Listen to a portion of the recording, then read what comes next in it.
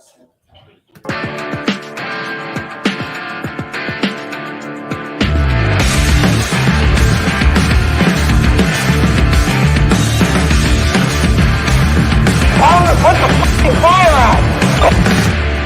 listening to the Getting Salty Experience podcast.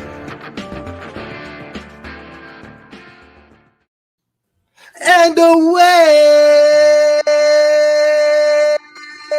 we go.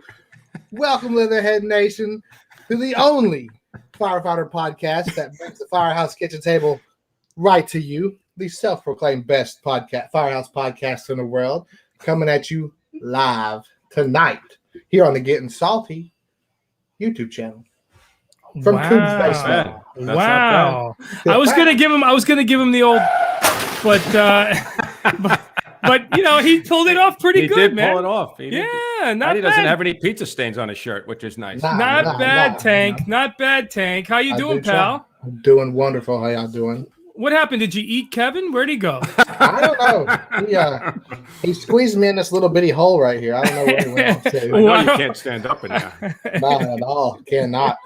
That's for little people in there. Can you My say little people? I don't even know if you could say little people anymore. Yeah, yep. Well, Kev would be in that category of little people. Right. All right. Well, thank you for the intro, Tank. We got to give the audience a little something about you here. But I'm gonna wait till Coobs gets in the shot here to give him all that. Hook him out of there, cool, man. I was gonna say, when are they gonna hook that guy out of there? Like a tuna. Yeah, like a tuna indeed. All right, we are back. All right, Rocco.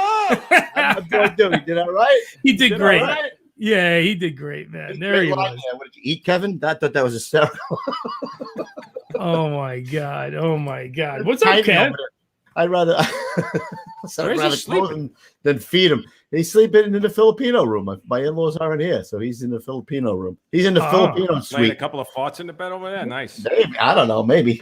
Could My God. Might be. That he is. Yeah. So what's up, Kev? My kids love having him here because my little guy loves to cook and Tank loves to eat, so it's a match made up in heaven.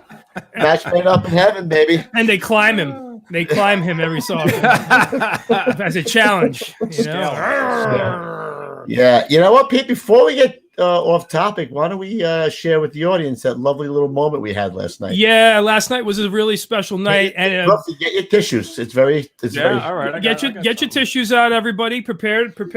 All right, we'll all be on air for this one, though. So everyone, nice and quiet. Here we go. This was last night with Tank. Okay, so check it out. What we don't know, or what Carrie, Tank's girlfriend, doesn't know right now, is that she's about to become, hopefully, Mrs. Tank. I'm talking fiance Tank.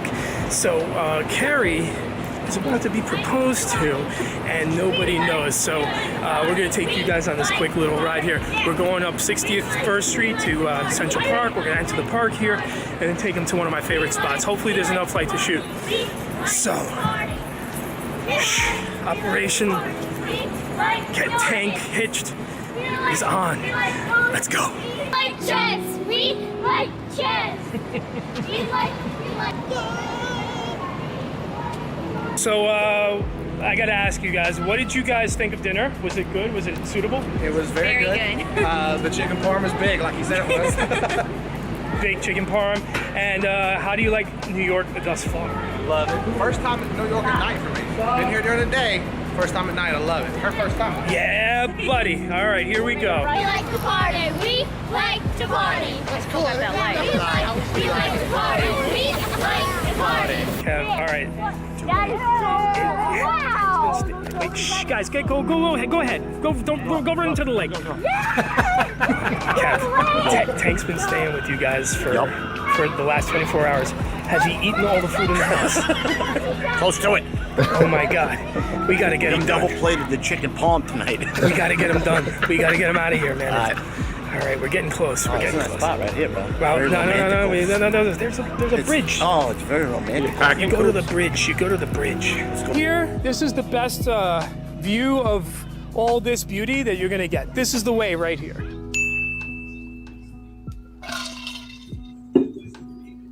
So Yes. Woo! Look at who it is. Tank and Carrie. I was trying to find the second point. There should be three. They're probably like that. You know what? What? Like, no, for real. No. You really should, though. So really. Yes.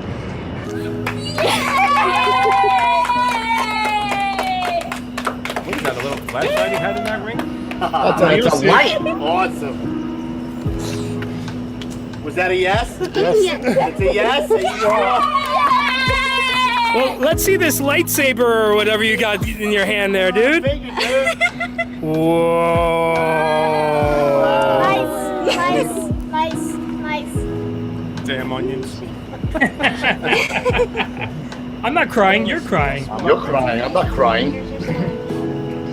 Very touching moment here on Getting Salty. Yeah. That's Yeah! another year before we get one of those again. Oh, nice job. Oops, sorry. That was, she This had is no all idea. just a ruse, Carrie. It was a ruse.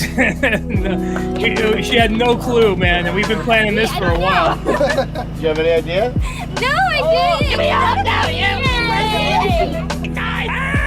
Take him as friend. My brother. Happy times, my man. Good stuff, dude. Nice one. I smell. Can you smell it? I smell love in Love. the air. Love. Amore. Amore. Another chapter closed. Getting Salty love experience. But also started, right? Yeah. They started another chapter. They did. You guys start a new chapter. I can't wait for the Tennessee Moonshine Wedding, baby. Yeah, Yeehaw, Tank. stick it in your grandma.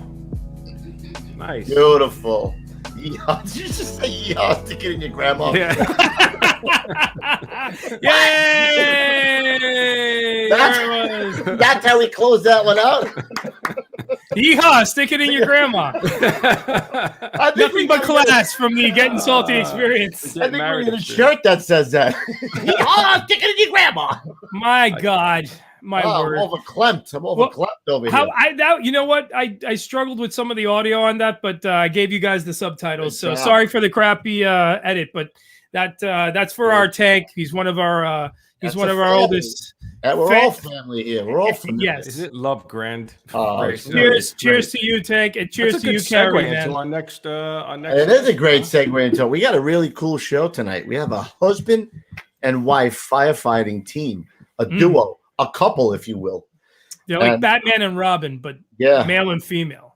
Yeah. Well, Kinda. we don't know about Robin, so he could have. Robin was a little, Not that there's Yeah. anything wrong with that. No.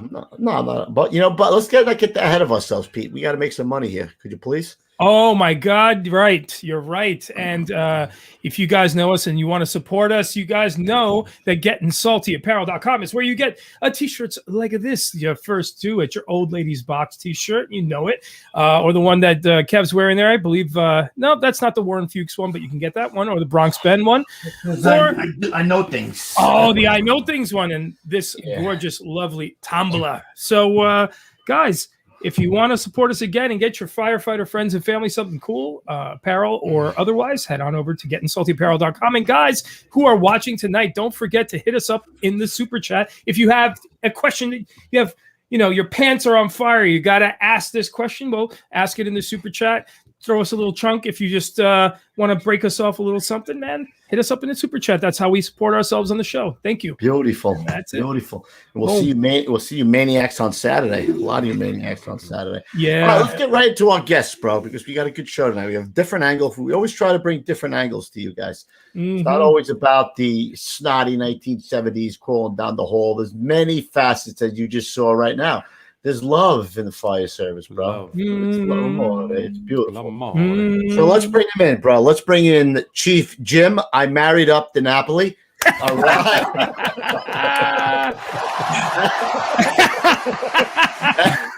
And his lovely wife, Leah. Awesome. No, not Not Leah. Leah. Leah. Leah.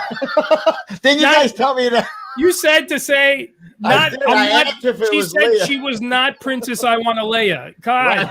God damn it. I've She said screwed that it up. wasn't her already. nickname in Leah. the firehouse. It was not. Welcome to the show, gang. guys. Our first couple, our first firefighting couple on the show.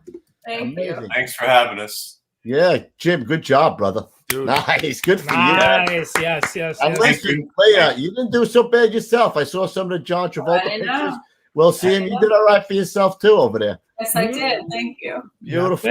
Not Well, bad. Still has all his hair too, which is nice. We hit it out of the park this You time. did. Yeah, I'm very jealous. I'm a little follically envious of you right there, bro. Follically challenged. Yeah, well, I'm envious. He's got that full. He's got like a hair helmet over there or something. I don't know what he's got. I going just on. got a cut too You yesterday. did, you son of a bitch. I just got my cut. You can't tell, right? I just got my cut today. Fresh to death. This son of a gun. Yeah, I'm lucky. He got himself all done up for the show. He had He knows how to do it. Well, before we go any further, don't forget we have a large alcoholic contingent in the show that is requiring something. And I just want to say something too. That Tank brought us up some moonshine, so I don't know what's going to happen if I Allegedly. You're Allegedly. not drinking that right now, are you? Oh yeah. Forget Nothing it. good's gonna happen. He's already slurring. Dude. In about an hour, you're just gonna see this. So, Crickets. so Pete, let's have it. What's the word of the day, baby? Okay, ladies and gentlemen, the word of the day is Bonnie and Clyde. Woo! Is that yours, Pete? No. We let Petey pick it, and then he. I backed out. I backed Yeah, out. it was like this. Pete's like, I think I got the word of the day. He was all excited, very happy. And I'm like, yeah, go with it. Rufy's like, yeah, but Pete, You know what? Not Batman. As the director producer of this show, I have to do what's right for the show, not for myself. Good so job, Pete. I backed Right. away. There it is, Bonnie You and Clyde. swallowed your ladies and pride. You swallowed your pride, is what you're saying. You have, I think Exactly. you have the wedding picture too, don't you, Pete? No, that I don't have. I sent it to you, bro. No, you didn't. Yes, I did. I texted it to you. All right. Well, whatever. We'll go along and We'll we'll go. figure We'll it. check it We'll All right, find it. all right. We'll find Let's get right into. Let's take their careers separately, and then we'll talk about how it came together and all that fun, happy stuff. I don't know if we'll get the tears that we got for Tank, but listen, you know, let's get into Jim's service first. So, 81, you joined the volunteers, but before you joined the volunteers, were any of your family on, your father, your brother? What brought you to the fire service, Jim? So I had no interest in the fire service back then. I was playing rock music in a band. I thought I was going to be a rock star. So that was my fantasy back in the day. And I had a great grandfather who was a fireman, and I had an older cousin, but I had no interest in the fire service. And the way I got hooked was I wound up, the girl I was dating at the time, we went on a double date with her girlfriend and the girl's boyfriend. Unbeknownst to me, he was a volunteer fireman. So we're in the car, we're sitting at a red light, and all of a sudden I hear a beeper go off and tones, and I'm like, what is that? And he pulls out a blue light and he puts it on the dashboard, and we take off. And I'm like, Oh shit! what's going on? I thought it was being pranked or something, you know? And she's like, oh, he's a volunteer fireman. And I'm like, I didn't even know there was such a thing. Really? Anyway, yeah, we go to this call. I don't even remember what it was. And then after that, I'm like, you know, what do you mean volunteer fireman? He's like, yeah. He goes, oh, why don't you come to the firehouse? I'll show you around and everything. So it's like, all right, you know. And I went and I joined and I got hooked. From that point on, How things happen, right? That's yeah. crazy. And I had zero interest prior to that. See, I thought he was going to tell a different story. I thought he was going to say he realized that he's got a better chance of getting laid as a fireman than he does playing cover bands. Well, that escalated quickly. Did you have long hair? Did you have long hair at the You time? had the head I back your head? did, yes, yeah. What did you play? You play an instrument or you sang? Played bass. Oh, I love the Bass. bass guys. You know why the bass guys? Because the They're bass smooth. guys are in their own world. They're like Yeah, they're this. smooth. It's like, You're in the I group. was in my own world, all right. Shrooms. Allegedly. Allegedly. all right, so you joined in 81. You joined the Volleys, the Mount Vernon, New York Volunteers. Correct, Right. Mundo? Yep. Right. And you catch any work up there? They do any work in Mount Vernon? Yeah. They're Yeah? still to this day one of the busiest departments in Westchester County. incredible. I always said I don't know what's left to burn in that city, but they find it. And so I did that for about 5 years, and then I decided I wanted to make a career out of it. So I kind of pulled back a little bit because back then there was, it was a little contentious between the volunteer and the career staff in the city. And the union was making a big push to get rid of the volunteers and stuff. So I figured I had taken the test. I figured it's better I kind of pull back a little. So I kind of stayed out of the way for a little bit. And then, I got hired in '88. Right. So they have a volunteer section there too? Is that what? No longer. It phased out over time. But back then they did. Yeah. Oh, that's like where I live in Long Beach. They have a half volunteer and half paid. I don't know how the guys get along, but they do somehow. That's what it was in Mount Vernon. It was partially paid and partially volunteer. Right. And then so the union was pushing to increase the numbers of the career staff, and it made for bad blood, and I didn't want to be in the middle of that, so I kind of disappeared for a little while until I got hired. Right. But before that, you went to the fire patrol, right? Right. So a couple of the guys that were volunteers in Mount Vernon worked in the New York Fire Patrol, and I didn't know anything about that either. And I was talking to one guy, and he's like, "Yeah, take the test." He goes, "It's it's not the fire department, but it's close, and you get to be down there in Manhattan and all that." So I took the test, and they called me, and I went for an interview, and I got hired, and I wound up in Patrol 2 down in Greenwich Village, where the beef man worked. The beef. And I was only there a year before I got called for Mount Vernon for the job, but it was a fun year, and I went to a lot of different, fires there. Actually, we used to run into Patty Brown when he was a fireman in Rescue 1, because Patty was on the fire patrol early on before he got on FDNY, and whenever we'd run into a job with Rescue and he was working, he'd grab us. He'd be like, "Hey, come with me, Patrol." Because he knew, he wanted to get you involved because he knew what it was like when he was there. Exactly. Yep. So it was a couple of times I ran into him, and that was great, and a few other people on the job. From those that guys went on. are just like that's like being in a firehouse with fire patrol, right? I mean, you guys had cooked meals, you had shifts. To the average person, they didn't know the difference. I mean, it looked like firehouse and everything, but we just obviously we didn't do firefighting, but it was great. I thought it was a lot of fun. Very cool. So in '88, is that my internet or their internet, Pete? It's crapping out. No, everything's good. Everything's good. It looks like yours and theirs, but it might be you. Who knows? No, you haven't missed a beat. You haven't missed a beat. No. Nope. All right. Yeah, you're looking good. All right. Thank you. I appreciate it. All right, so 88. Well, 88, you get hired in the city of Mount Vernon after you do what looks like only a year in fire patrol, right? Yeah, just a year. Yep. And how big is the department in Mount Vernon? Well, real quick. So the day I get called from Mount Vernon, I had to go resign from the patrol. So I was working. I had to go bring my resignation letter up to the captain. So he this guy Wally Reimuller, great guy. He passed on, God rest his soul. But I go up to his office and I'm like, "Hey, Cap, I gotta resign." And he looks at me. He's like, I said, "Yeah, here's my resignation letter." And he was pissed off. He looks at me and I go, "Well," I said, "I'm getting hired in the city of Mount Vernon." And he goes, big smile on his face. He goes, "Good luck to you, kid." Nice. At first, he was like, "What do you mean you're leaving?" Yeah. Anyway, that's great. Yeah. And I don't know if he was busting my chops, but he looked serious. So the beef man worked there, right? What about Where's the beef? who else worked there, Ruffy? IOP was there. No, Bonnie and Clyde were there, I think, weren't they?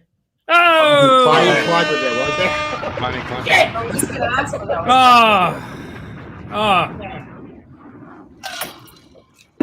Come on, Pete, get on it. You want to work with Leah? For Well, you almost said it, right? I almost You almost said it. Wanna I start with saw her? it right on your lip. This way she's not falling asleep over there. We can get her I'll going a little bit. I'm good. Yes. let's do it. This is a first for Nobody you. wants to hear my It's a story. big interview. Leah. time. Leah. Yeah, all right, Jim, you can leave the room for a couple of minutes. We'll talk to Leah if you're all right with that. Oh, I'm going to leave you. So we're leaving Jim off at the city of Mount Vernon where he gets hired. So now we're going to skip over to Leah. And we'll talk about you worked for a mortgage guy in the beginning, and then you were doing you got your EMT certification, but it says you couldn't get a job back in the day as a girl, as an EMT. No, Is that correct? I could not. And why is that? So I was actually dating a fireman at the time, who we ended up getting married, and I loved what he did, and so he would come home and always tell me about things he had and had done during the day. And I thought it was pretty cool. And one day I was coming home from work and I had a motorcycle accident happen in front of me. And I got out of my car to help the guy on the ground, and something came over me and I was like, this is the coolest thing ever. Like, this is what I want to do. And I went home and told my boyfriend at the time, like, I want to be an EMT. And he said, well, I can get you in a class. And because he worked for the town that I live in. So I went and got my EMT, and I was really excited, and I couldn't wait to get a job. And I actually did a little stint in New Haven at the time with the only girl that worked there. And it was eye-opening for sure. And I probably weighed about 90 pounds soaking wet. And I went to 2 different ambulance companies, and both told me to forget it because they didn't think I had it in me to handle the stretcher and forget it. Yeah. But little did they know, I was a tomboy growing up, and I probably could handle more than the guys did at that point. But I guess I just didn't look the part. So I couldn't get a job to save my life. So I went into mortgages and started the corporate world, which I hated. Right. So I ended up on the fire department, kind of in a long story short. Right. Yeah. So how did you? Yeah. So how did you decide? Like, did the test came up, or your boyfriend at the time? How did no. So I was a single mom at the time, and I was working at a gym. I was the manager at a personal training, fitness manager there, and I was doing really well, but I was getting tired of it. And one of the guys that used to come into the gym all the time, well, a few of them actually used to come in, and they worked for New Haven.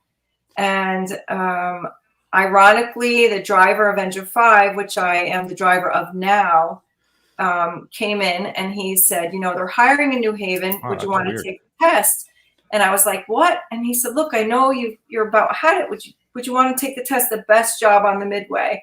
And I was like, oh, they're never going to hire me. I'm a woman. It's just not going to happen. And he's like, fine, don't take it. You can't pass it anyway. Oh, he knew exactly what to say to me. Like the fire, and that was that. And so I didn't go get the application, and he actually went and got it for me. Joe Ducato, shout out to him, because he wrote the path of the rest of my life. And he brought me in the application. I filled it out, and I went and took the test. And my 15 minutes of kind of like the CPAT they had back then, I finished in under 5 minutes. Wow. And I got to my car and threw up quite a bit. And I made it into the academy, and I finished number 1, and I was pretty proud of that because I was the first female to do that. And now, were you the first female in New Haven? No, there was a couple girls in front of me, and I'm sure they had it a lot worse than I did when I started. So, I didn't know them very well, so when I got hired on my class, there was 4 or 5 girls who came on because at that time it was they needed to fill the need of having a certain amount of women on the job, and so all I had to do was pass the test, but I had to get in the top echelon to be on. And so I think 5 of us started in the class, and 3 of us graduated. Did they? Which was great. So those girls were you guys got all on the job at the same time, or they were ahead of you and got hired? Yeah, no, they got on with me, and I think the class prior to mine, there was 2 or 3 girls as well who got on 2 years before I did. Oh, all right. I just remember my year was kind of the equal opportunity push to get girls on. And honestly, when I went in to take my test, the funny story is I went in to take my test, and I had to go into the fire academy. And I walked in, and in front of me was an entire auditorium of males. And as soon as I walked in, they all rolled their eyes. One guy pushed his chair back, and they were like, "Oh, oh fuck, here we go!" Right? There goes the neighborhood. And I thought, Crickets. exactly. And I wanted to crawl under a table. And you know what? I have to say, like, they made it solidify for me. Like, okay, Yeah, good. that's it. I'm not only gonna ace this. I'm gonna pass it way before you guys do, because they were so pissed I was in there. Really? Yeah, and I did too. And that's probably why I threw up after. So how big is New Haven's department? How many people? How many members do they have on? When I got on, they were just short of 400. Now we're about 375. We have 10 fire stations. That's really big. They do work there. They definitely do work. A lot of work. Do a lot of Good EMS. pizza there, don't they? I'm sorry, what? They got good pizza there, don't they? Oh yeah. Pizza's Which one's the amazing. fault pizza place? Pepe's and Sally's. It's a Pepe's, war. huh? Sally's, yeah. One bite, everybody knows the rules. All right. So they're asking do you know Lieutenant Gary Tinney, who one of our audience members? You do? Okay, yeah, because apparently he used to put one of our audience members on the back of the trucks at the firehouse as a kid. So I just thought I'd ask. Oh, yeah, he was on. He retired, a few years back. I don't recall exactly when, but he was on. Really good guy. Awesome. Yeah. So when you got out, how long is your academy? You went to the academy there? So normally it's about 16 weeks or 10 weeks or whatever, but mine was 26 weeks. 26 weeks? What the hell are you going to teach? 26 weeks. I have no idea why, but it was so long and grueling. But we did Fire 1 and Fire 2, and we did hazmat, not just ops, but hazmat tech. And then we did everything. Yeah. Jeez. And then you got assigned to Engine 5 from I was assigned to Engine 5, yep. Okay, so that's the first place. Are you still in Engine 5? I'm back at Engine 5, yeah. So Engine 5 was it's not a double house, but it has a medic unit there. Right. So I was on the engine for a while, and then I got detailed over to another fire company for a year and a half because we were riding heavy because our class came on and there was too many of us. Right. So I was in another fire company for about a year and a half. Then I went back to Engine 5, and I was on the unit, which was the medic unit, for about 3 years, which was absolutely insane. I don't know how the guys do it there. Our medics are incredible. 20, 25 calls a day, and you get burnt out pretty quick. Yeah, so about after 3 years of that, I got a little tired, and I wanted to go back to the engine company, and I did. And so even our medics are firefighters as well. So take overtime, you can go on an engine. You have to kind of know everything.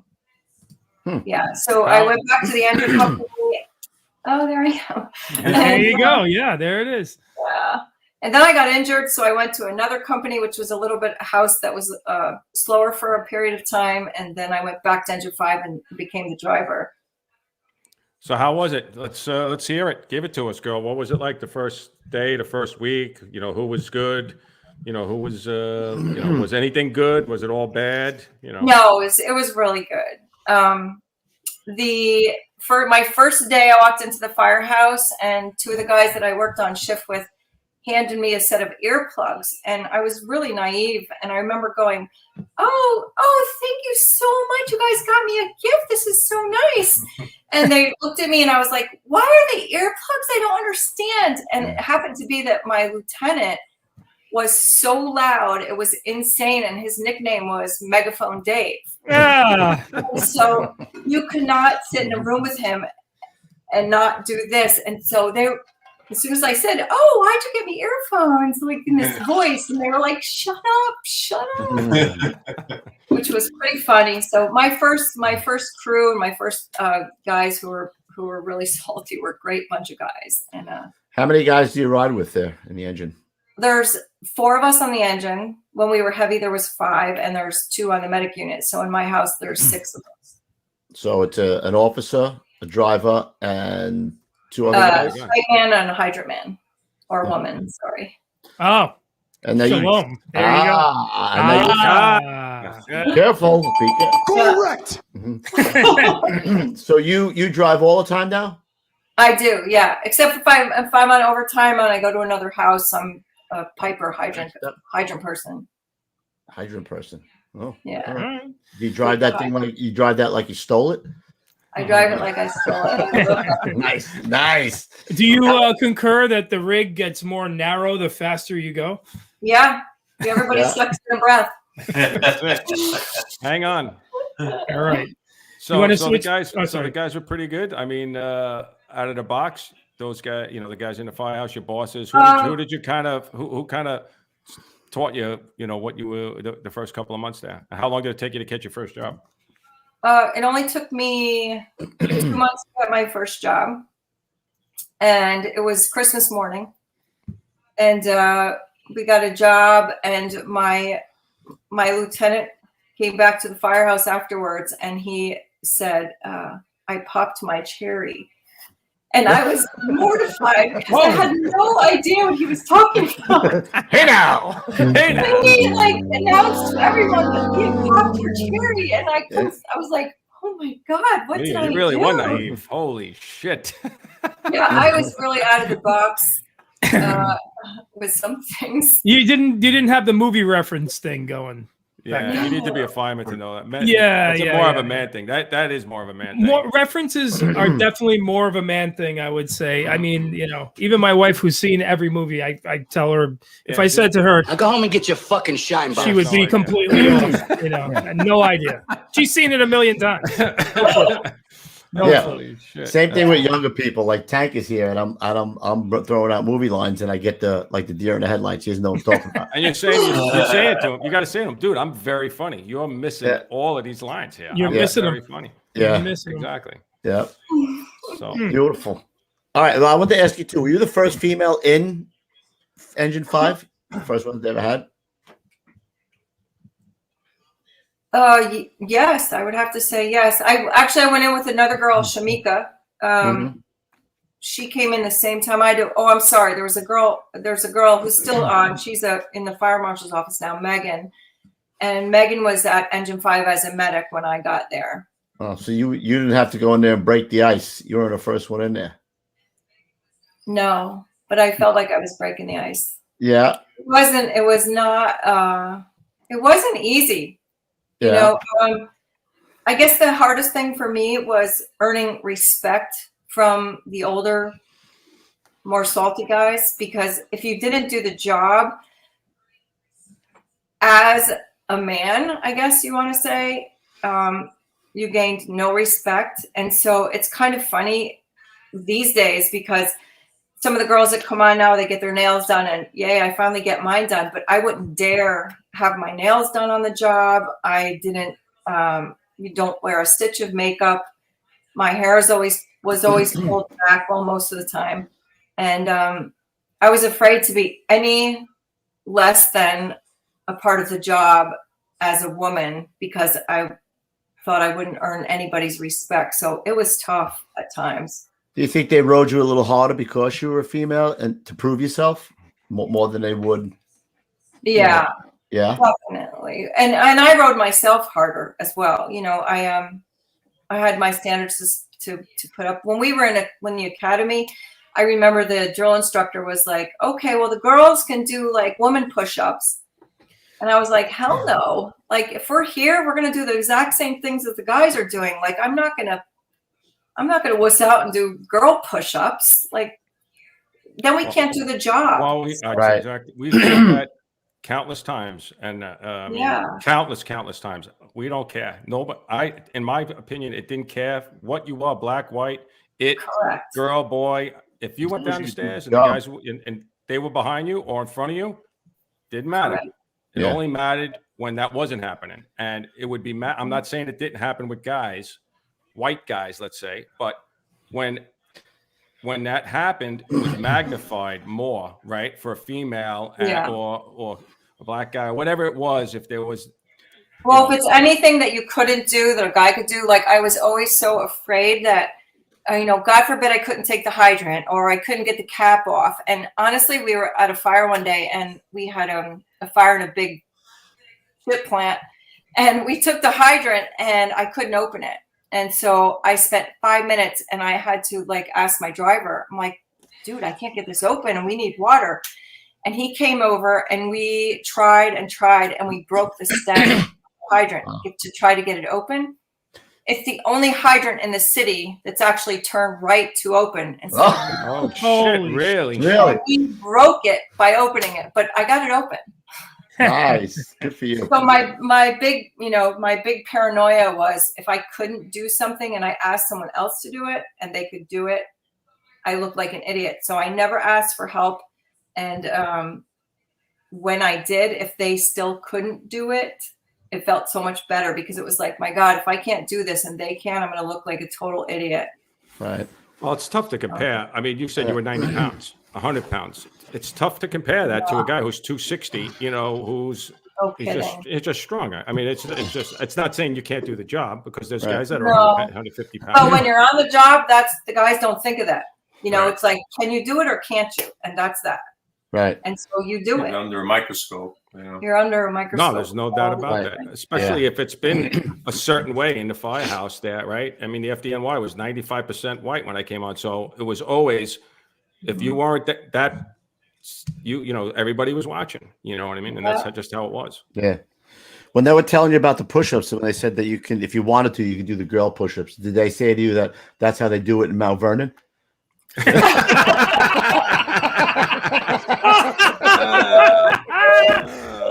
He was holding that one. I know. He was winding up for that. Oh, lob We it up didn't even there. do any Lob it up. push-ups, Oh, no. man, come on, man.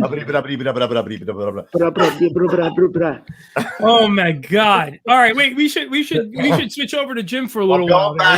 Going back to Let's Jim and switch Mount over. Vernon. My God! Segue right into Jim. Where they do girl push-ups. That's it from now on. That was a Bonnie and Clyde ambush. Need a drink after that. That's for damn sure. All right, so Jim gets out of the academy from doing knee push-ups, and that's how they do it in Mount Vernon. They call them knees up. Knees up push-ups. I can't do them now, that I'll admit. All right, so you're actually there a long time before you. What makes you want to transfer to Pelham? Because you said they're doing work over there in Mount Vernon, right? Yeah, so I was there for just about 11 years, and I was renting an apartment from a guy who was a firefighter in Pelham. He was the union president at the time. And he says to me one day, he goes, hey, would you be interested in transferring to Pelham? And I was like, why? He goes, well, he said, so Pelham back then was pretty much like a volunteer fire department with career drivers. They didn't have a big career staff. And they were looking to expand the department. So they had the board of trustees and the mayor at that time were looking at, improving the career staff numbers. And they had a couple of guys retire, and they really were understaffed. And our academy in Westchester takes forever. They only run 2 academies a year, so they couldn't hire off the list and replace the manpower they lost. So they were looking for transfers. So he said to me, he goes, they wanted to get some experience guys to come into the department. They didn't want to hire probies, and so I thought about it for a while, and it seemed like an opportunity that to do something different. And I made the choice to leave. So I transferred to Pelham in February of '99, and it was a little bit of a shock for me. I went from a city fire department to basically a small town fire department that was really understaffed and still had a volunteer component. They had a volunteer chief at the time who actually was a great guy. He was a FDNY guy, and he lived in town, and he was the volunteer chief there. And he was a great guy. And so long story short, I made the move, and it was slow goings, but over the course of the 22 years that I worked there before I retired, we transitioned to a full career fire department with career officers. They decided to make career lieutenants in 2006. And so 4 of us got promoted. I was one to lieutenant which was the first time in that department's history that they had career officers.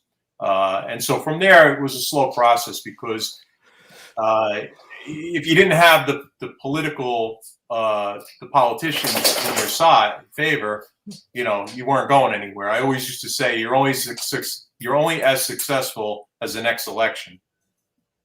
So we had some years where the mayor that was in and the board of trustees weren't a fan of the fire department, so it was slow going.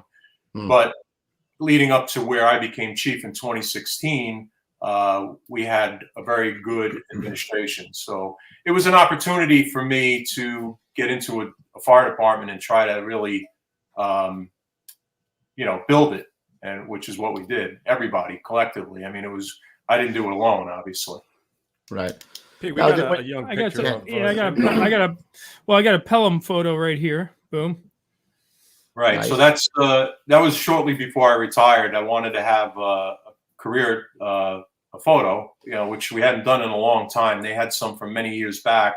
So we didn't get everybody that day, but it was a good amount of guys to have a department photo. For sure. And then you got this is you getting sworn in.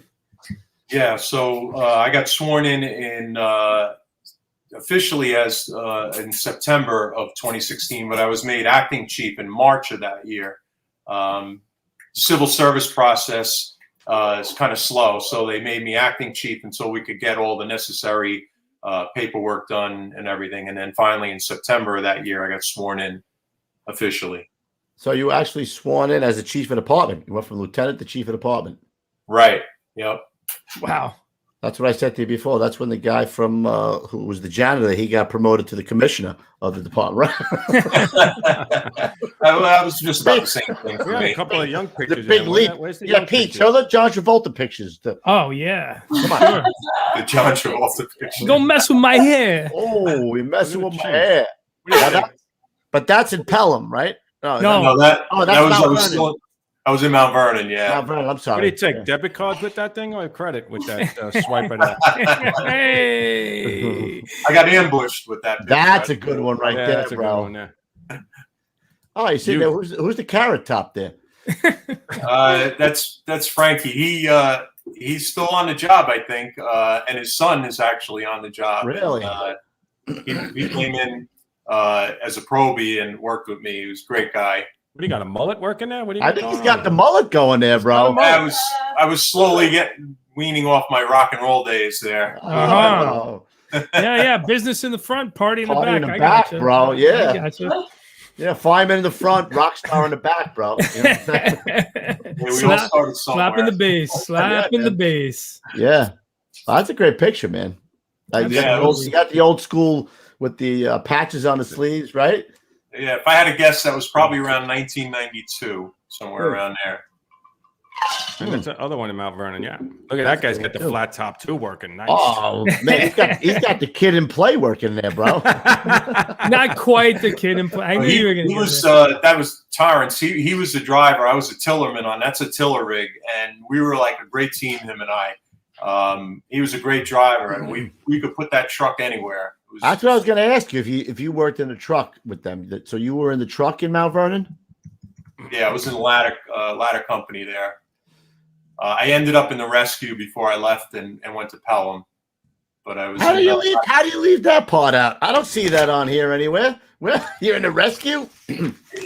Yeah, I mean, it just He's a humble guy. What do you mean? So that he's a very humble guy. I like it. So they have one rescue in Pelham, and you were in the rescue. Mount Vernon heavy rescue. Oh, Mount Vernon. I'm sorry. I keep saying Yeah. Pelham. What's the matter with me? And Mount Vernon. Yeah, they run. Well, back then when I got on, they ran 6 engine companies, 3 ladder companies, and a heavy rescue. Today they're down to I think 5 engines, 2 trucks, and a rescue. Wow, that's crazy. Yeah, for the amount of work they get, Yeah, it's crazy. completely They're always on the news. I always see them. I'm Yeah. in Orange County. They're always on the news. Yeah, So when you were in the rescue, you were basically going to every job then, right? yeah. In fact, my last night in Mount Vernon before I transferred to Pelham, we had 3 fires, and we didn't do 24s back then. So I came in at 5, relieved the guy, checked my equipment, by like 5:45, we had an all hands bedroom fire. We cleaned up from that. We went. I think we went over to the ER because one of the guys got stuff in his eyes. So we're over there, and they call us on the radio, and we get sent out to. We share a street with the Bronx, right on the border, and it came in as a structure fire. And we pulled up, and the place was roaring. And I'm driving the rescue. We got the captain and the guys on back. We pull up, and 39 truck from the Bronx is making a turn from like, I guess it's like 243rd Street or something. I don't remember exactly, onto the block. And so we wound up having a job with them. I think technically, it was in the Bronx. But it was funny because we go in and I'm up on the second floor doing a search. And the next thing I know, like I feel the whole house is shaking. And I'm like, what the hell's going on? And I open a window, I stick my head out, and the street is lined with rigs. And it was all FDNY guys coming. It went from like our like 8 guys to like 82 guys. How many guys can you fit in a fire building? All you hear is like Scott bottles banging against each other. It was crazy. But yeah, that was my last night. And then, so we had that one to a second. And then a little bit after that, we had a fully involved band against the house that communicated to the house. So that was my last night, 3 fires. So at what point were you like, maybe this ain't such a good idea then, man? Yeah, did they pay more money? Back and forth, Did Mount Vernon pay more? Somebody asked that in the chat, and I was thinking that, so I figured I'd ask it. Did they pay more? Pelham? No, Is that it why was you left? the other way around. Pelham was a little more money. That's what I mean. Yeah. So I don't know that that's what drew me to make the change. Like I said, I had my doubts for a while, but it all worked out. I guess. Yeah. All right. This is the question. Is the question. The question? Johnny's or Sally's? Which one? Mount Vernon, Johnny's Pizza Place, or New Haven, Sally's Pizza? Which one? Sally's. Oh, wait. Jim hasn't.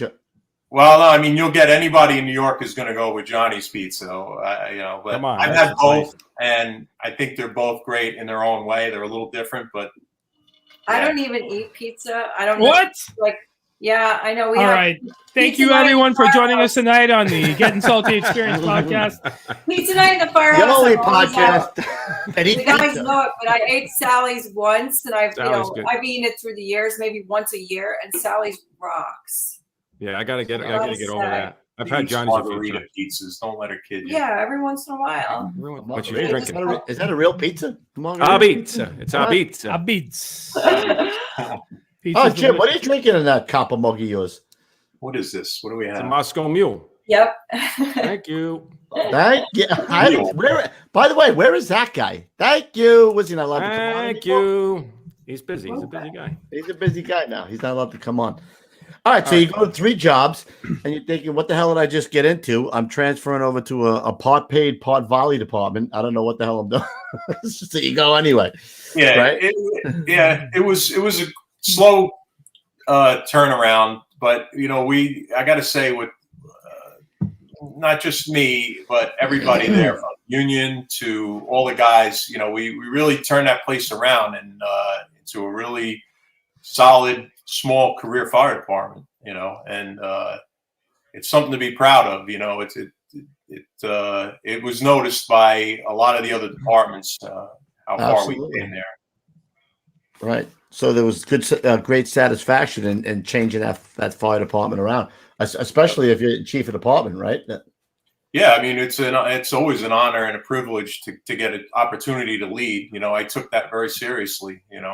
How did they come? How did you come? To get that opportunity to become chief of department? Did they? Well, I mean, You got to do push-ups. Yeah.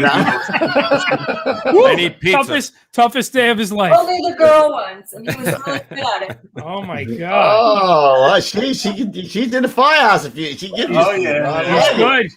She's good. Yeah. You're good. You gotta You. You're good. So this is I have a photo here. Yeah. Go ahead. How did that opportunity present itself to you to become chief of department?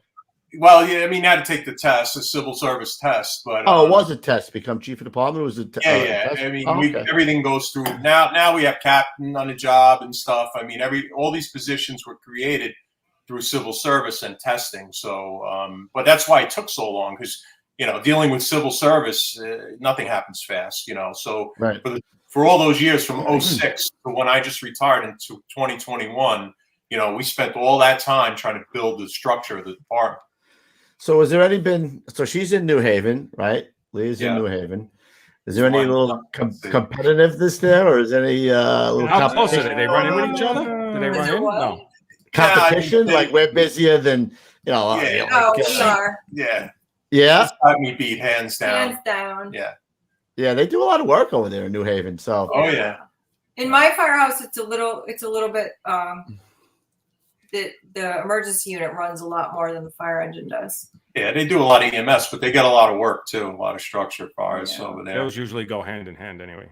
Yeah. Yep. All right. So you guys meet about 4 years ago, right? You know what? Before we get on there, I had this written down. Do we want to talk about the 4-minute rule?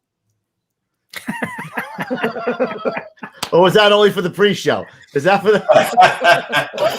I'm sorry. Okay, so I can talk about that. Yeah, let's talk about the Leah's 4-minute rule. Go ahead, honey. Okay, so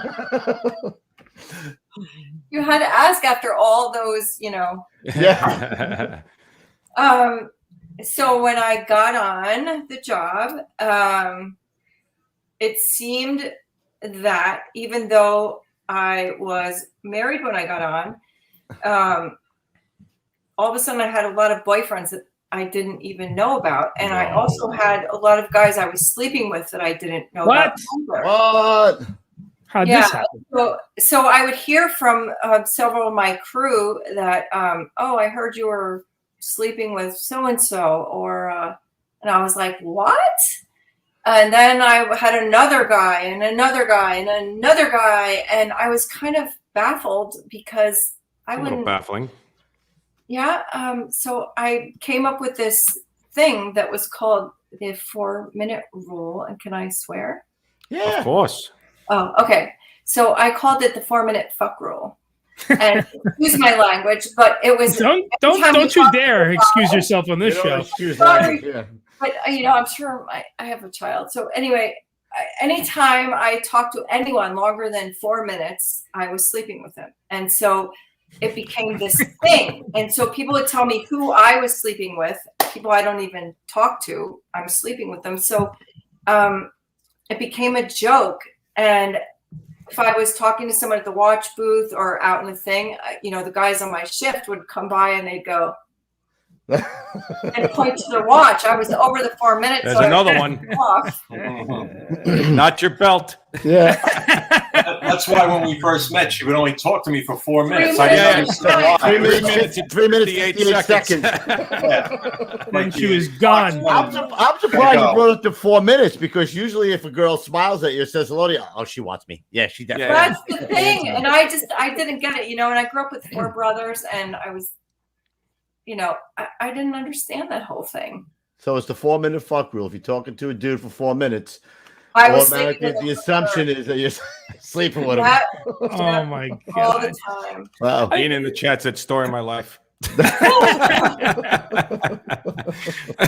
So that's gotta, okay, so culturally that's gotta kind of get to you a little bit, right, Leah? Like, I mean, you kind of take your licks and you got to just kind of like go, all right, whatever, you know what I mean? Yeah. And put your head down and do the work. But did you ever have moments where you were just like, fuck these guys, man. What the hell's wrong with people, Yeah. Well, a lot of it was, I thought they were my friends sometimes, and one of the guys I worked with was like, what's wrong with you? It's just because they want to sleep with you.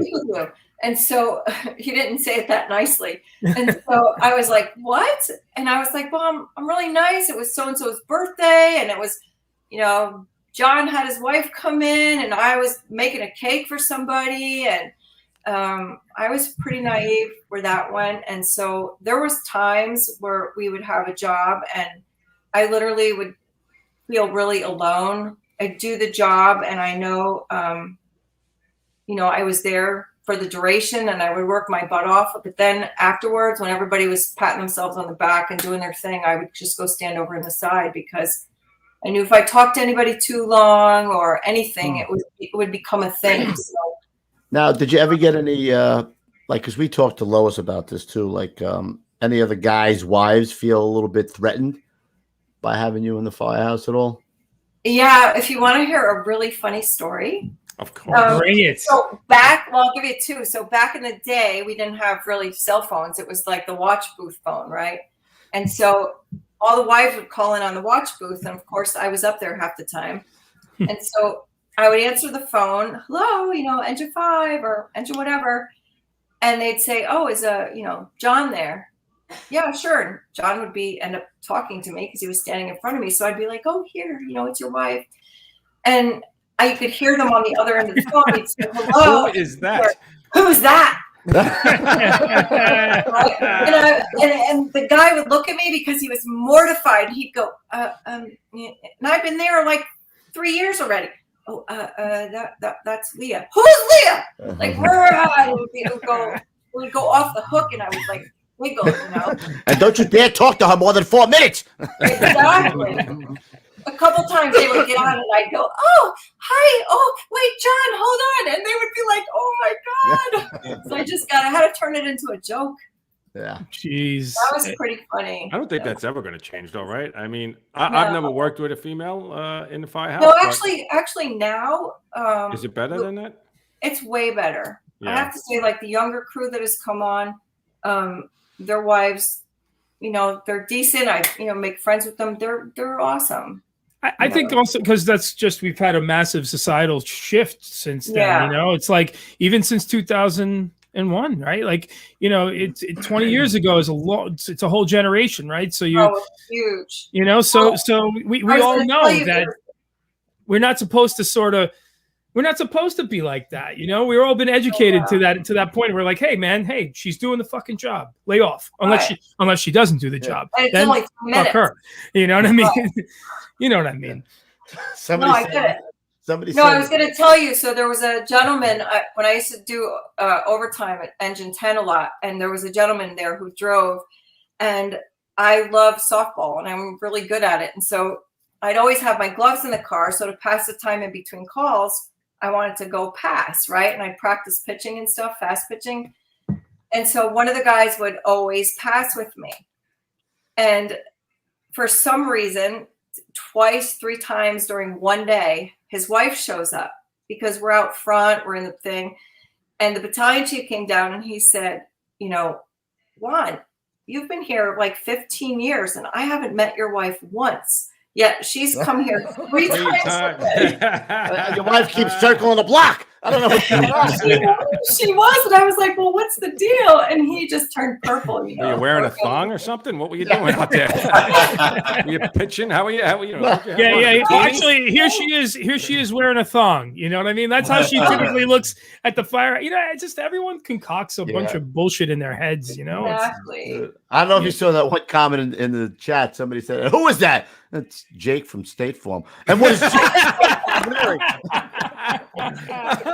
Hey, no, give it from the firehouse. If State Farm wants to advertise with us, they're welcome to. But until then, right. Cheryl, she said, I'm in. Cheryl. But it is a good joke. That is a good joke. I don't know who said it. I just saw it there. All right, so you guys meet about 4 years ago, right? Is that correct? Yeah. And you met Jim was trolling on Tinder. Is that how this works? He was trolling on Tinder. You like how I threw that out there, right? So he's like, how did shit. So how did you guys really meet? You said your daughter-in-law introduced you, no? Yeah, so I call her the Tinder queen now.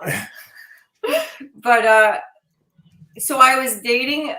So my rule is never date anyone in the firehouse, right? So I broke my own rule and dated somebody, and it was in the firehouse.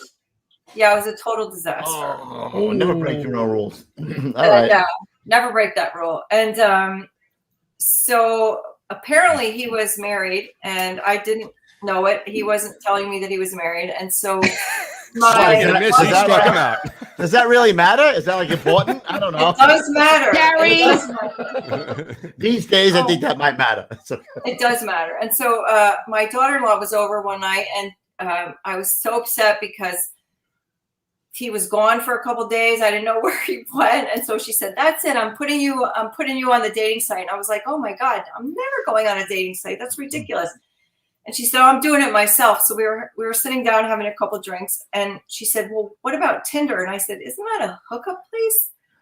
And she said, well, it used to be, but it's not anymore. Needless that I know that she met my son on it. oh, Hey. Dirty birds. So, right. So she said, no, it's not anymore. You can get on there and meet guys. I'm like, no, don't do it. So as we were sitting there talking, she actually created a profile for me on her phone. I just thought she was sitting on her phone. And within about 5 minutes, she gave me the phone and it was blowing up because she put my calendar picture on there. the calendar picture. What calendar picture? I don't know what you're talking about. What could Oh, possibly that one? go No, wrong? no, what? That one? Oh, you Is mean the this your August calendar? Is that picture? you? You mean that picture? Yeah. I can't imagine anybody hitting you up. Hello, on Tinder Miss with that August. picture. You know, August is the hottest month. Oh, And all the people in the chat can thank us for that one. Thank you very much. Thank you. So when I was trolling around on Tinder, like Kevin said, I'm swiping and I'm watching the TV and I'm kind of just mindlessly swiping through. And all of a sudden I catch this picture and I was like, whoa. the phone jumped out of your hand. You're like, holy shit! Is that girl holding a Halligan? I was about to say, Lou, you got the words right. Wow, look at that Halligan. If it's a firefighter, that's what he would have said. Oh my God. So I was like, wait a second. So I figured that it was a fake profile That was right away. 300 pounds. So then I go through her other pictures and I see pictures of her on the job and I'm like, wait, this girl's really a firefighter. So long story short, I take a chance. I didn't expect Don't anything you have to out swipe of it. right for that? Or what do you do? Yeah, I think it's right is when Swipe you want right? to connect. Alright. Yeah. So I swipe right and I figured that's the end of it. I'll never hear anything. So I put the phone down and about, 10 or 15 minutes goes by and I hear my phone going bling. And I go back and it says, you have a match. And lo and behold, it was her. And I was like, I couldn't believe it. No. He's having so much fun with that left, right. Leah, that's a dirty bird, Leah. Leah. I know, I'm doing it on purpose, Coobs. Oh, sorry. Wait a She's minute. on Tinder, I got one question. What? Jim's Tinder profile. Was he wearing a shirt or no shirt? Well, here's the funny thing. Hold on. Here's the really funny thing. They're going to run with this. Go When, ahead. Go ahead. Lob when it I, up, kid. when I Lob was it up. going through and it said, oh, you have a match. It was a picture of, what's that guy's name? Bill Murray from Stripes. Bill Murray from Stripes. And the guy was Right. like, this. And I go, look at this loser. He puts his picture of Bill Murray on. Like, who does that? He didn't even put his own picture on, right? And so then I read what he wrote, and I was like, oh, this is pretty intriguing. So I swiped right. Right. Right? Right. Intriguing. And I couldn't. Well, the thing is, I was attracted to him by what he wrote, which was really kind of cool. Ah. Instead But of I had other pictures on the profile, but for some reason I only I saw the couldn't get the one. pictures. Well, do you want to share what he wrote, or we don't Sergeant want to Hulka. share no. that? Sergeant Hulka. Yeah. Sergeant What Hulka, the what big did dog. Sergeant What Hulka? Don't His touch big- any of my stuff, Francis. Yeah. What did his big toe tell you? You that- almost touch any of my shit, I'll kill you. I'll kill you. He wrote, like, I can only do girl push-ups if you call, Nice. So- nice. All right, so we don't want to share what he wrote. Is that what we're That's saying? all right. It's all right. We can move. All on. right. We Wait, keep it's- talking He about can it. share it if he wants. So you guys wind up together. But here's the thing: you're both on the job right at the time, right? You weren't retired yet. Yeah, Chief? he only retired Right. this year. Yeah. Okay. Yeah. So how does that work with scheduling with you guys? Is it like you see each other like never, or because I know you guys Yeah. have wacky schedules. So See, how does that work? You'll out? fast forward Right, it through was- the good shit, bro. We want to go back to the Tinder part. You'll go Oh. into the scheduling. Come Well, on. She's not giving you the note, dude. Oh, no, so, I All get right, it. but we still got to hear how the first contact is made. okay. My bad. See, Sergeant Hulka. So when did you get married? Yeah. And so now moving on to the wedding. No, all right. Go ahead, Kev. Go ahead. We eloped. We wanted a wedding, and we got screwed out of it because of COVID before we and get to everything the else. wedding, you're swiping right, and you see Bill Murray, right? And now I what? saw Bill Murray. Right. So she says to me, she goes, "Hey, don't you have any pictures?" And I'm what like, a loser! Don't you have a picture? and I'm like, "What are you talking about? Of course I do." And she's like, "All I see is this Bill Murray." And I'm like, I said, "I don't know. There's other pictures on there." And what did you had? You had to like get out of it. You said go back into it. So I went back into it and saw his picture, and I was like, oh, right. And then she saw the pictures of it. And of course, Jim's so humble. He was a chief then, and it didn't even say that. It just said fireman in New York. And I was like, oh, this guy looks, cool. I'd like to meet him. And Did it say debit or credit? What'd you have to do? gotta give him credit because he's humble about his position too. And that's where Bonnie and Clyde was born. There you go. Oh, Hey! That's why he's the chief of the department. Man, that's why he's chief of the department. Okay. Right. What about? Can we move to the first date, Kev? I'm curious. Yes. Where was the first date? I mean, would you go like Firehouse Subs, or what'd you do? No. Big spender. He went all out. Got double meat on his Subway.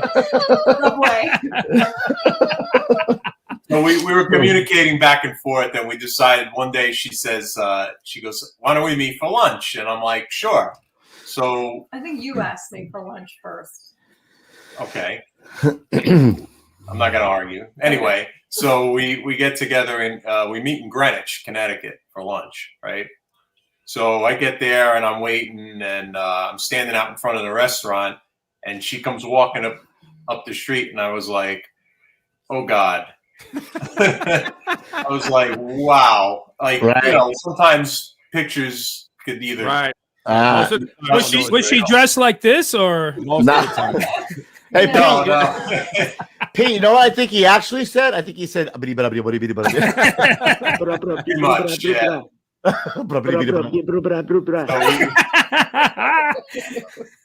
We had lunch, and the whole time I was just like, wow.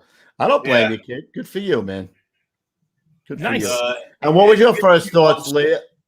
What's that? What were your first thoughts when you saw him? Oh, he was squirming. It was really funny. So he had this like Chiefs uniform on, and a chief? You wore your Class A's on the date? What? No, it was during the day. It was where I zipped out of work real quick to go meet her, and I was still dressed in my work shirt. Oh, he came with the. He had an hour, and he knew how to do it. He knew how to do it. Dude, Pete, show the picture with all the Captain Kirk rings around his. Yeah. Oh, by the way. Oh, by the way, I don't know if you know who I am. I don't know if you know. I don't know if you know, but I'm chief of department. There's more stars in my car than they're in your eyes, young lady. Yeah. I had to run here from work. Did the gold, give you a little tingle? Like, like was that exciting for you? No. She's like, no. Trust me, she wasn't impressed. Isn't that the way it goes though? Like you think your number one thing is your number one thing, and it's so far down on the list, right? Leah was saying, well, last guy did it. He had 6 rings on his arm. I don't know about you, bro, with the 5. So. It didn't take me long to realize I was outgunned. Yeah.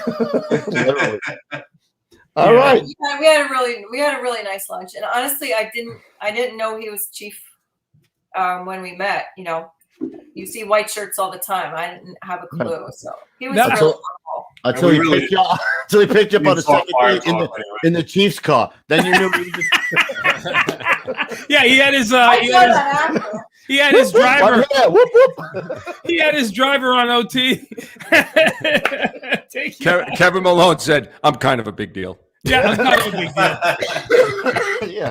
Did he give you the old? My office is smells of mahogany with many leather-bound books. Yeah, no more like plaster from roof leaks. But yeah, I mean, you went back to the fire. You went back to the well of the fireman again. Like you had the bed. You must have been like, how many times can I do this? Right? Exactly. But this time it worked out. This is the best time. I married up. Good for you. Good for you. Leah. There you go. Very nice. So, did you guys like tell people that you were dating? That did they know you were dating a fireman? Did they know your friends know you were dating a I firewoman? bragged about her every chance I got. Yeah. As you should. Absolutely. Yep. Totally. So Yeah. how did you feel about her going to the firehouse? And you know that every fireman's kind of a dog with fleas. I mean, what were you Well, thinking? I know her. I know she can handle herself, and you know, I wasn't worried. You know, I was still dating, kind of somebody else, and so we had a couple bumps here and there. But yeah, we kind of split up a little bit itself. back and forth. You know, Right. so it was a slow transition for a while. But once we, Not you know, the guy got that was together- married. You weren't dating the guy that was married still? Yeah. Oh, that's a yes to all the audio listeners. Let me ask. I Look at gotta Jim, ask look this at Jim's face. Look at his face. He's Wait, like, Leah. "Nah." I got to ask this question. How did you find out he was married to somebody else? Like he showed up to a family picnic with his other family, and you're like, "Oh shit!" Oh shit! How did you find out that he was married? You know, I could probably like ruin this guy on No, don't say on that. here, but I don't want to. No, so don't do All that. right. Don't do that. he was married, but told me the whole time he was involved in getting a divorce, and so Oh, use that I one. based my entire our entire relationship on that, and it just kind of never was coming to fruition, and things weren't. Actually, guys at the firehouse were telling me, "Do you know he's married?" And I was like, "No, you're lying. He's not." And it didn't work out that way. But you know what? It all in the end, it all worked out really great. That and happens for a reason. Look what I you met got Jim. now. Yep, I went from a really bad situation into an amazing one, and I wouldn't have appreciated him as much had I not been kind of Wow. dragged down with Dragged- the other things. dragged So. down. This is Yeah. definitely a night of love here on the show, bro. It's It's schmoopy. It's all definitely- schmoopy. We It's should have very saved this smooth. for. Oh, Right. Snoopy. We should have saved this one for February. You know what I mean? But too late. February It's comes cold. early. When it's Tank cold. You know getting what I mean? engaged. The love we got going over here. I'm sweating right now. Okay, but wait. So now I want to get back to my other question that you All put right, me Pete. on. Now All right. we can move So forward. how does it work? First of all, like you're both on completely whacked out, I gotta go fucked get a up drink of that. schedules. How does that work for you guys, relationship wise? You know, do you guys to see each other Great. once? Yeah. So are you one of those? I forget the phrase, but you know, like Absence make the heart grow fonder. absence makes the heart grow fonder. Well, yeah, I mean, she's very independent, and so am I. So even though, like, we, you know, sometimes it'd be a week and a half or 2 weeks before we would get a chance to get together again. But you know, I'd miss her. But you know, we talk every day and text and everything. But you know, we still respected each other's space and each other's, you know, independence. You know, and even now, being married and you know, living together, it's the same way. You know, she has her things that she does, and I have mine, and you know, it works out. It works out. No, but I mean, more so in the also with the fire, like just with the fires and everything like that. Are you guys concerned about each other? Because now, right? Are you just like, yep, he's on his job. I'm not even thinking about it, or vice versa. Does it start to get to you? He's he's retired retired now. so I don't have to worry. No. But back when you first started, right? Did it occur to you that, you know, and just to piggyback on that, now, Jim, you're sitting there. She's out on the jobs. Are you like the wife at home? Not really like a wife, you know, but you know what I'm saying? Are you like the tip? I'm Like back there doing those girl push-ups every day. no, not like that. What I mean And is doing like the laundry and making dinner. now you're the I spouse, nicknamed him the house hoe. but now you no. 220, 221. No. whatever it takes. We're Yeah, not like- going there. We're not. No, but I mean, no. Chief to house hoe. Now you're the home spouse I was who's here concerned and- about their I'm significant here, other. now I'm here. Hey, down here. He's the chief house hoe. No, easy. Hey. Oh, we're being My brutally honey. honest here. I love it. She Jim, goes to listen. work and she calls me, and I'm like, honey, I can't talk right now. I'm ironing. Come on. Honey, I can't talk. I got a quiche in the oven right now. We can't. And I do what all the firemen do. I If can't this talk goes right flat, now. I'm not talking to you anymore. Are you, Chief? Are you ever concerned for her safety? You know, now that she's out and about and you're retired. Always, yeah, absolutely. I mean, I know she knows her job, and I know that, you know, look, we all know you could do everything right and still get killed doing this job. It's like, you know, man. Yep. just the reality of it. But, you know, she knows what she's doing. And yeah, I mean, I see sometimes when she's at work, I see that, you know, they got a job going or something. And yeah, until I hear from her, you know, I think about it. Yeah. But, you know, it's just, It's you so can't funny help. how the roles reverse, because my wife used to tell me the same thing. Like, Yeah. you know, Now that I'm retired, you know, like she'll be working and she'll be like, "Listen, I'm staying for overtime," and I'm like, "Great," and I'll just put the meatloaf back. Come on, we were supposed to have movie night tonight. It was movie night. We were finishing this. We were supposed to watch The Notebook tonight. Come on. It was Netflix and chill tonight. Come on, man. Come on, man. Come on, man. I'm like, "Are you ever coming home?" I mean, really? Good God. But no, it's an interesting thing because we're always used to hearing the stories on here how the wives had coped over the years. And this is the first time on this show, for sure, that we're hearing now. And you know it better than anyone else. So I find it fascinating, you know, that you're in the same kind of boat. You ever have any close calls, Leah? Yes, I have. One, I almost quit. What happened, if you don't mind telling us? Well, just to back up a little bit, I just wanted to say, because I'm sure a lot of wives watch this. So I was married to a firefighter prior, and what I don't think people realize is it's not absence makes the heart grow fonder. It's about your separate time with each other, and you really together and without each other, because you really need that time. And when I was married to a fireman who passed away, he used to tell me, "You're just not going to stay with me because of my schedule." And, you know, he'd be gone a couple nights a week. But what he didn't realize is I love that time alone in my home with my children or by myself. And when I was out, he loved the time. You each need that time. Oh, yeah. And so Jim and I do a really great job because we're both so used to it. I can't have somebody up my ass 24 hours a day. I would go with bonkers. And so he gets that. Like, it's like my 3 nights in the firehouse or my 3 nights in the firehouse. I'm with my brothers and sisters there, or I'm by myself in a room. I just get to do my own thing, and he gets to be the house hoe at home. My wife says exactly that. Exactly that. You know, it's her time to great? spend with Is it kids. great? Oh my God, it kept us married. Yeah. Dude, when my dad used to get ready to go to work at night, we were like, yes, yes. We don't have to watch Channel 13 and Nova. What's really great about it, though, and you guys know, it's like, you know, when my first marriage, you know, I go to work. I couldn't wait to go to work. My ex-wife would be like, "Yeah, sure, go to work. Yeah, you'd rather be there than you'd rather be here." But you know, now the fact that she's on a job, I mean, it's like we both get it. You know, it's like, and it's so much better. Well. Yeah. The other way is sometimes the wives take it personal, right? You're competing with, you know, that time, you know, and that love, like they can't understand how you could love to leave. What they should be looking at is their men or women being away is a good thing. And it's time for them to just do their own thing and be their own person and be supportive, you know, be supportive to their husband. It's not like, you know, a lot of the guys I work with, they have children. They want to be home with their kids. They're on FaceTime with their kids now. We didn't have that when we first got on. And, you know, the guys miss their wives and they miss their kids. And it's not like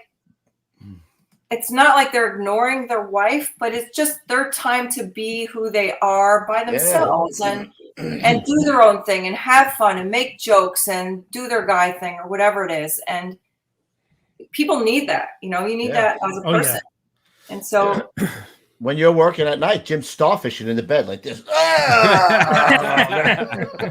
He's got my dog in the bed. Me and the dog, the Great Dane. Oh yeah, the Great Dane's in bed with you. Jeez, man. Yeah. All right. She goes. I can't imagine worrying about somebody like that. You know what I mean? And in any kind of that position, male, female, it doesn't matter. You know, Well, listen, you know, we could. It's like kind of cliche, but you can die walking out your front door. Right. None of us know how much time we have. None of us know what that day is going to be. And so the most important thing to do is just be who you are all the time and grasp every moment, because that's so important.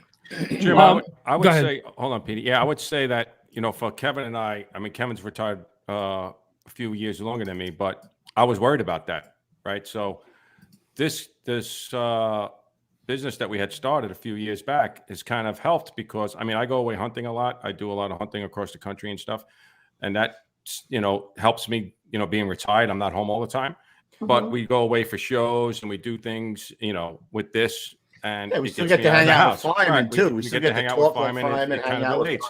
But I tell guys all the time, if you're going to retire and you really don't have, your plan is to go to the gym every morning and get in shape, and it's going to be a long life, man, because if you're not, praying or getting out of the house, or, you can go fishing and stuff like that and play golf, but you just can't do that all the time. You have to either get another job or somewhere where you're not in the house all the time, because you won't be married long, I don't think. Yeah. No, that's one of the things I worry about when I retire. But, I climb mountains and do things. And so I plan on still doing all that. Sweet. I got a question for you, Jim. So, so you ever go somewhere with Leah and like guys didn't know you were together, and you would listen to comments from guys about her? Like, did that ever come up? I mean, certainly I noticed guys noticing her, and Obvi. Right. handle herself. So I kind of just sit back and watch it, see how it goes, But did they know that you guys were together? Like, so would a guy ever come to you and talk about her not knowing that you guys were together? No, because we're on different jobs. Oh, all right. No, so that really didn't come into play, really. Yeah. No, I mean, when we go out together to, socially, we're together. It's like, it's obvious we're together. Yeah. So for me, when I met my wife, my wife used to work for, she used to sell fire safety equipment to the FDNY, and that's how I met her in the firehouse. Oh. So when I first met her, we were friends at first, and then she would tell me, listen, when we got together, I don't really want anybody to know I'm dating a fireman. I don't want people to think that I'm getting special privileges or anything like that. So for the longest time, we didn't tell anybody we were together. So whenever she would come to the firehouse to sell something, I would stand around, and I swear to God, I have to listen to the guy goes, "Oh, the meter girls here. I want to fuck the shit out of the meter girls, bro. I can't." This went on for about 5 months, and finally I said, "God damn it, I got to tell him." Please. I don't think I can take it. I can't take it anymore. Yeah, that's hard to keep your lip with that. Shit, yeah. man. Yeah, I had a buddy who married a Fox News anchor, and he's one of our sound guys. We used to do shoots with her, and the guys would, oh, she's the only one over there. Whoa. And then like, hey, I'm marrying her, dude. Oh, I couldn't say nothing. I was just, anybody get a load of the girl from MSA, man? Anybody see her? She's coming to my house today. Or the guys would be all standing out front, like, look at me.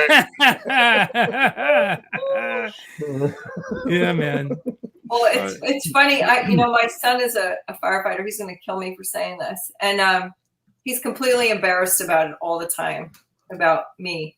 Well, Why? yeah, it makes a lot of sense. I would be embarrassed. I would be, honestly. You can't have the hot mom. You can't. Mom's cool or something. I mean, there you are in your heels, pinning. You know what I mean? Pinning your son. That's my son. Yeah, he just made lieutenant in Meriden. Oh, very nice. So he's gonna get his balls busted. Yeah, I mean, you know what it's like. You can't have the hot mom. I mean, you can't have the hot mom. I mean, it's a lot of pressure. You can't take, like. No, he just got married, and we had the father, the son and mother dance, and I got up. They introduced me to go up there and dance with my son, and somebody in the crowd whistled, and my son said, "Oh my God, I'm so fucking embarrassed." Well, as long as you're not wearing a thong, like, go. That was me. I whistled. That was Tim was yelling out, "Milf!" Kim Weimer in the chat's calling you Stifler's mom.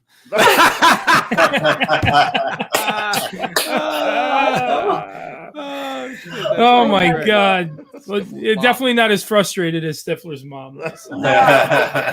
Yeah, man. No, I mean, listen, that's a tough thing. I couldn't handle it personally. You know what I mean? And yeah, I would hide you away if you were my mother. I wouldn't let my friends come over the house. I really wouldn't. That Yeah. was so funny.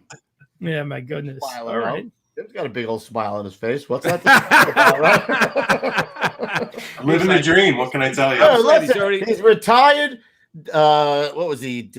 Chief of department.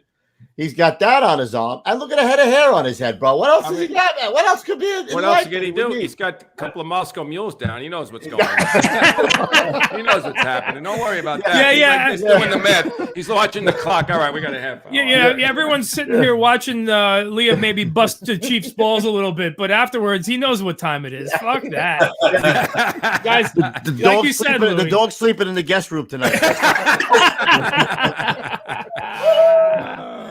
So Leah, how much time are you going to do? How much time you have left? You think? You got 19 now, right, or something like that? No, I'm in my 20th, and so I'm hoping probably maybe by the end of the year, next June. I'm hoping really? to, yeah. Because I Packing have up, 5 years packing of in. sick time, so we can buy our sick time, and I'm ready to go. Yeah. You guys going to stay in that area? Hightailing it somewhere else? We talk about, we might go south or we might go west. We're not sure yet. Arizona, here we come. Yeah. Oh, I think she's pretty sure. I don't know about you, Jim, but she's pretty sure. Oh, I'm outranked here, Yeah. Listen, I we're all in still have a we're all in the same 15-year-old, boat. so I was moving to Florida up until a couple of months ago, so I know exactly. Jim, I say all the time, we're all in the same boat. You see the guy? Look all the way at the front of the boat. You see the guy waving back? That's me. All right, I'm in the same. We're all in the same. Exactly. Yeah, man. Yeah. Wherever she's going, I'm following. That you can be sure of. Yeah, good for you. No doubt, man. Absolutely. Pete, you never found the picture of the wedding picture?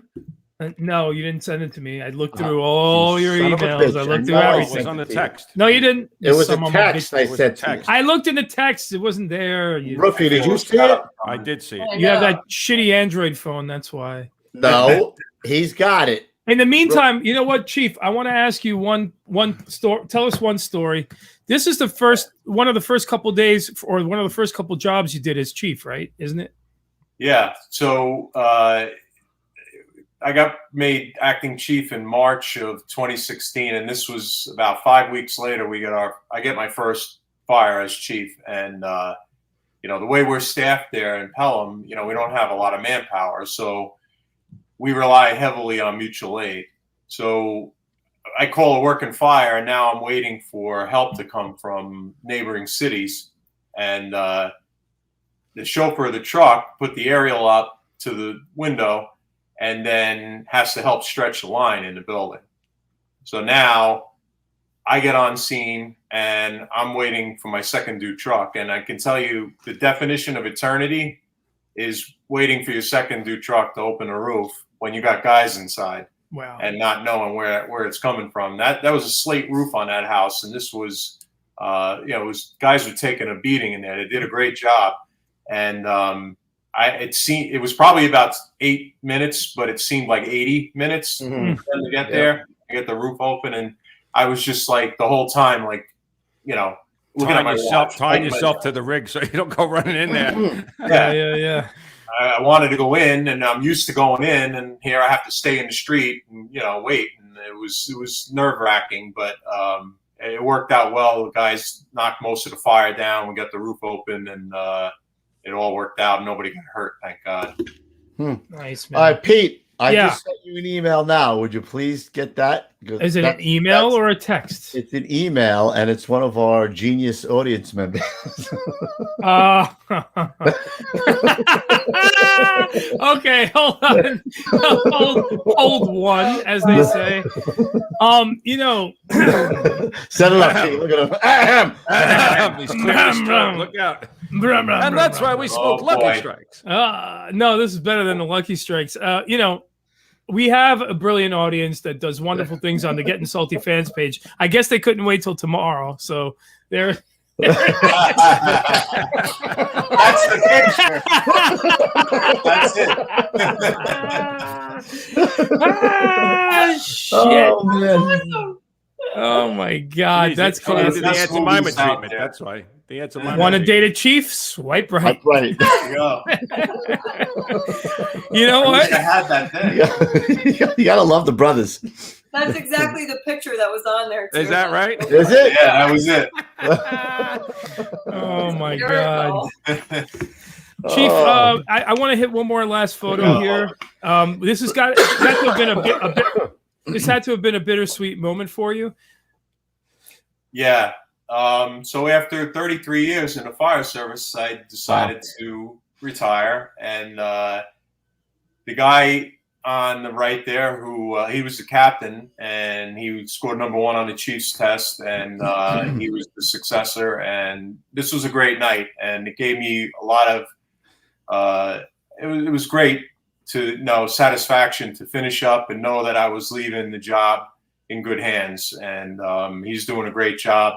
And it was great. It was just I couldn't have asked for a better way to end, my career.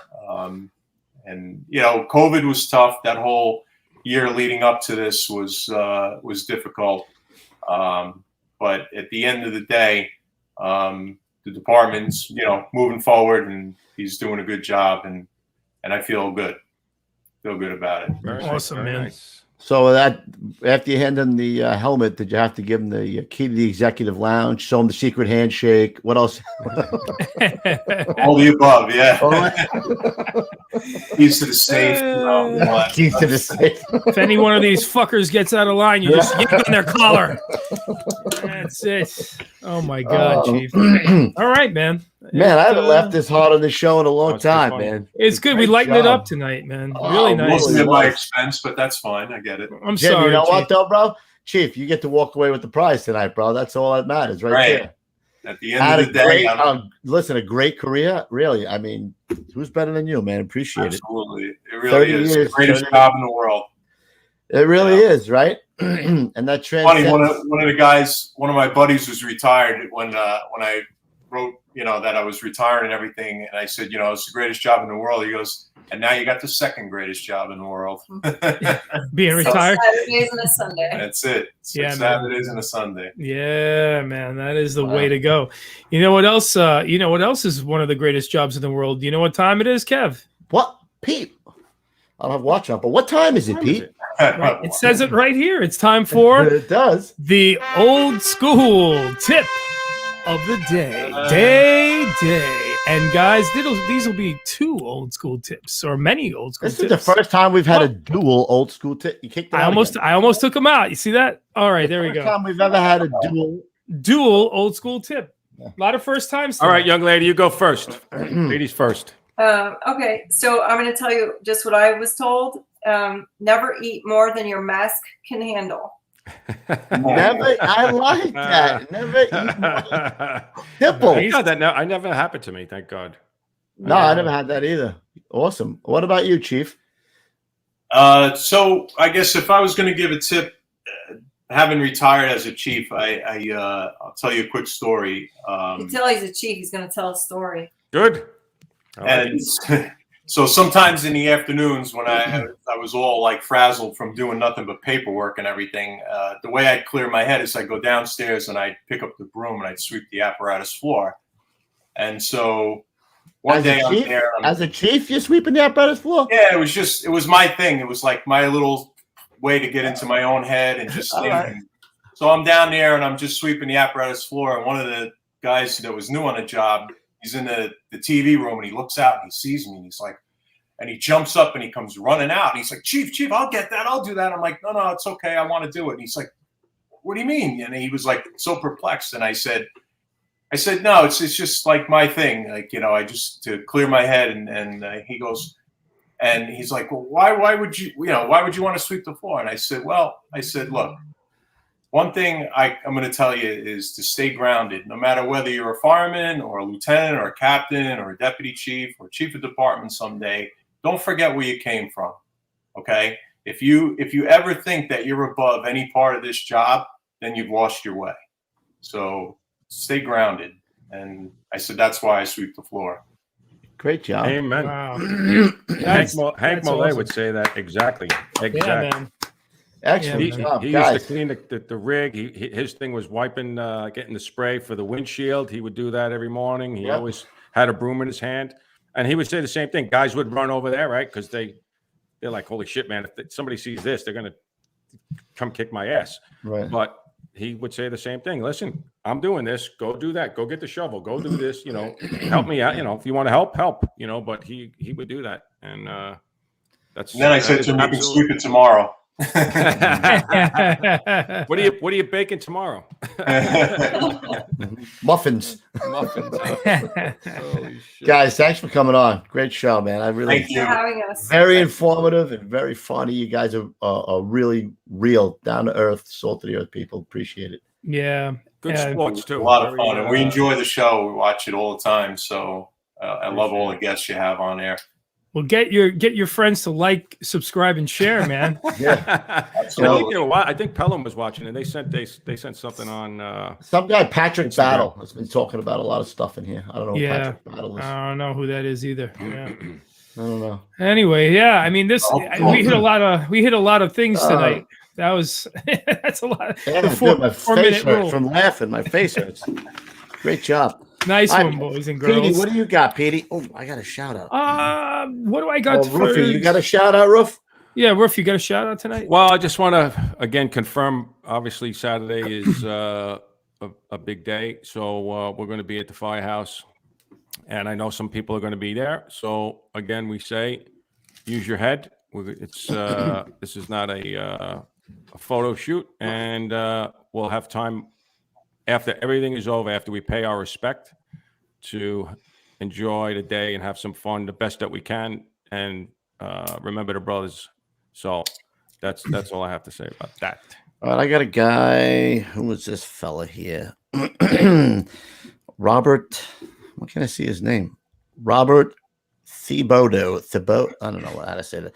His assistant chief, Brian Remy, was shot and killed the other day. Assistant chief for 30 years with the department. So I want to give him a little rest in peace. The department is Warren Fire Department in Warren, Rhode Island. Wow. So our hearts go out. Rest That in was peace, my brother. girlfriend's cousin, actually. Is that right? Was it? Yeah. Oh, What? man. I'm so sorry. Very sorry to hear that. Awful. Yeah. On a lighter note, I actually want to go back to where we started from and just thank Tank for coming on the show tonight and wish him and his fiance Carrie a very long and happy life together. It was actually, this is, you would think, I've only met Tank before last night via the internet. Yet when we saw each other, it was like, yo, what's up, dude? Like, it was just one of those. So it just goes to show how special these moments can be, and how special the show and this community that we've kind of put together can be.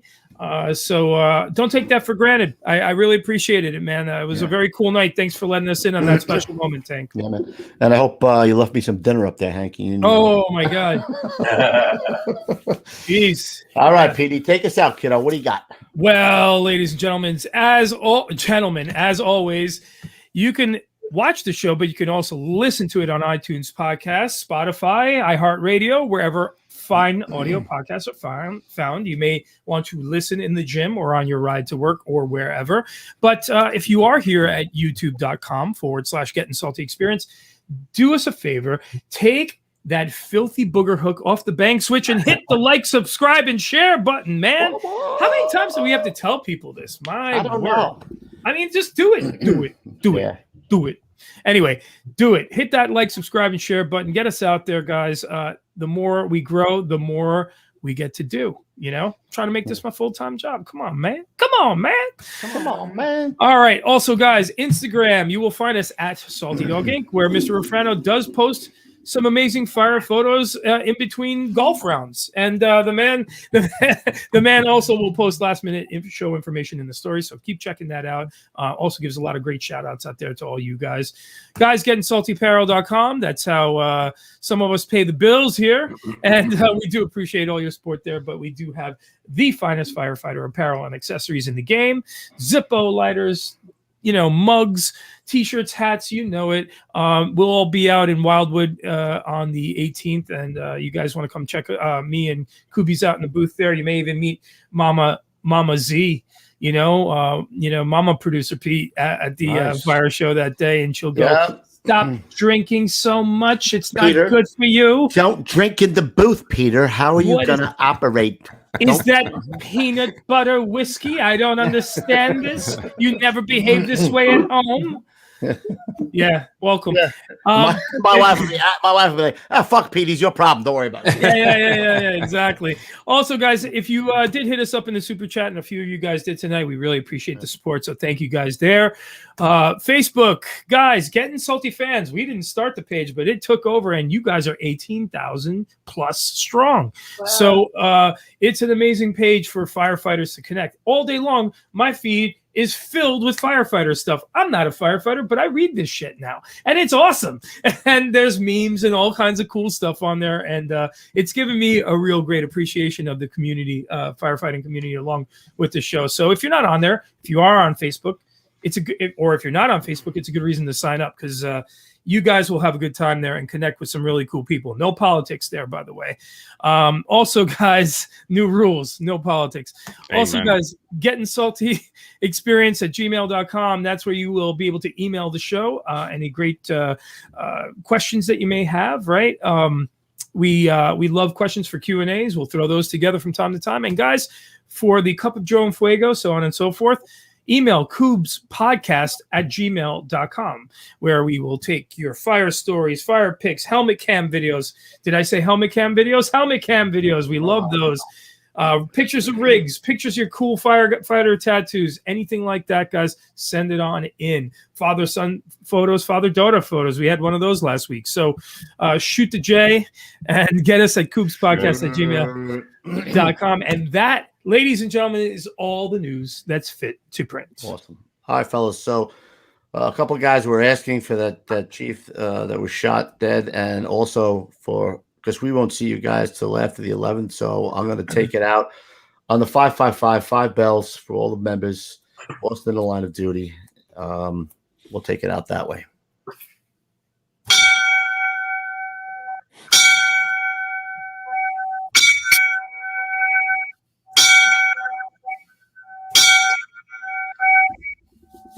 God bless, fellas. All right, guys, thank you for coming on. Had a really fun time.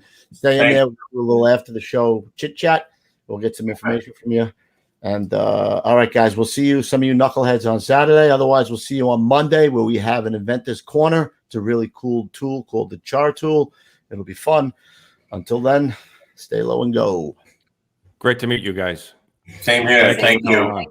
Stay safe. We'll see you at the big one, everybody. Cheers, everybody.